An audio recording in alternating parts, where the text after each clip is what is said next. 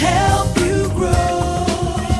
This is Will. I am back for another episode for Apple One-to-One Training. We are a training show YouTube channel that talks about all the great features you can use on your Mac. And today we're going to talk about the new feature in macOS Sequoia, which is iPhone mirroring. Please like and subscribe us if you like our content. We really do appreciate it. And leave any questions in the comments.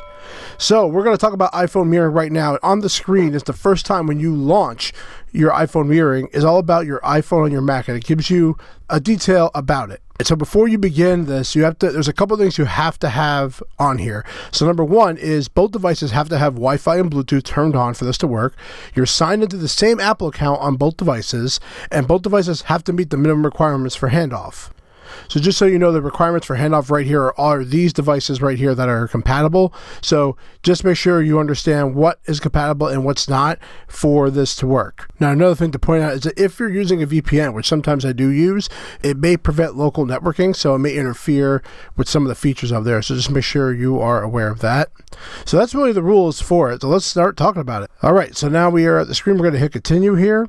And it tells me to unlock my phone, which on my screen on my phone right now, it's actually asking me for my passcode. So I'm going to go ahead and do that. And we're going to wait for it to connect. It now asks me if I want to allow notifications on my iPhone, which I do. So I'm going to hit allow. And it says it's ready to use. So we're going to hit get started. And now we're going to unlock the phone. So it's enter Touch ID or the Mac login. So I'm going to use my Touch ID. And now it's connecting to my phone. All right, and now it's asking me, require a Mac login to access this phone. So do I want to be asked every time or authenticate automatically? I'm going to do automatically. All right, and now it's asking me for my passcode. By the way, this is a podcast. People don't go crazy on what I have here. But now we are in my iPhone. So what am I going to do? I'm going to click on the bottom, and here we are. We are in my iPhone. This is an amazing feature to have right now on my screen. And now I could start roaming around. So if I want to go to my mail, here comes my mail. I'm going to Great Wolf Vlogs. Looking forward to that. It's got some emails here, and I'm using the latest 18.1 on my phone. I'm going to click on the bottom. So the one thing that's a little interesting now is I have to click normally when you swipe. So it's just a couple of things you have to get used to here. So if I want to do that, I have that now. Just going around the map so I can just swipe through everything. There are some settings changes. So if I swipe up, you can see on the top here, there's like a little icon here. So I'm going to click on it. And this is showing you all the multitasking. So you can do multitasking if you need to. You also can click this button. It takes you back to the main screen at all times.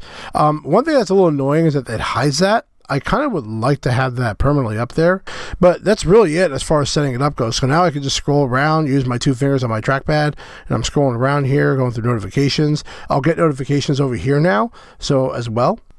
It does feel weird clicking. I will say that. The one thing that's a little weird is I don't have my tap feature turned on my trackpad. I actually turned that off on purpose. I really don't like it. So now I have to click, but it is a little interesting to click in certain areas. It almost feels like it's faster on my phone to do things.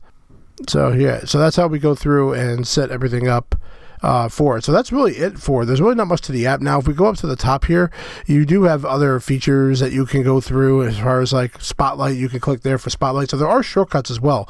So one thing that I will say that might be a benefit is shortcuts. So up here we have Command 3 to do that. So if I want to make things a little bit faster, I can use these keyboard shortcuts here. 1, 2, and 3 will help me get around. So I'm going to do Command 1.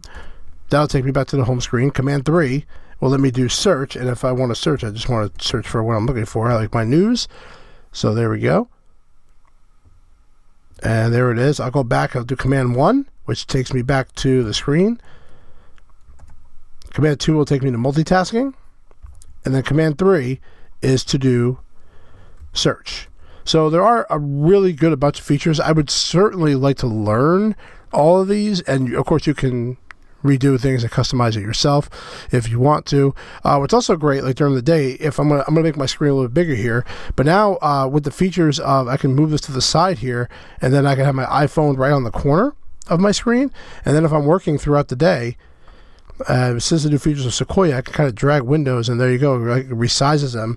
So you can really have a good setup here from it. Also on my phone, it does tell me that my iPhone's in use, but the moment you unlock your phone, which I'm doing right now, as you can see, it has changed. So now you can see on the corner that it's ended. So one thing to remember is that you cannot use your phone and this at the same time. So I'm going to put my phone back to sleep, hit connect, and there we go. And now we're back into it. So this is really great. Also, it's good for like screen recording. If I ever want to, if I want to swipe from, see, it's a little hard to get used to it. I use 2 fingers to swipe to the bottom. That also gives me the spotlight search. If I click up top, I'm trying to get to control center. See, that's actually making this a little tough. I don't know. Yeah, see, I can't even get to control center. I was hoping I could do that for like screen recording. Command 3. See, Command 3 is not even working. I'm in iPhone mirroring. Very strange. All right, so let's go ahead and do a search. Also, when I swiped down too, which I thought was interesting, it wasn't like automatically doing now the cursor's there, but I'm going to do screen recording. And I'm not getting my results. See, this is what's a little annoying, is that I want to do a screen recording and I can't. Again, I'm just going to go back to the spotlight, hit Command 3. So now it's working. Command 1, back to the home screen. Okay, so that's really it with the iPhone mirroring feature, which I think is really great to have. I think it's pretty cool to have this right on your screen. Leave your phone on the side. Might even save some battery life for you.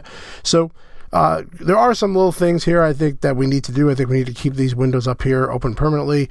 I also think that, if I want to get to control center, do a recording, it's not making this that easy.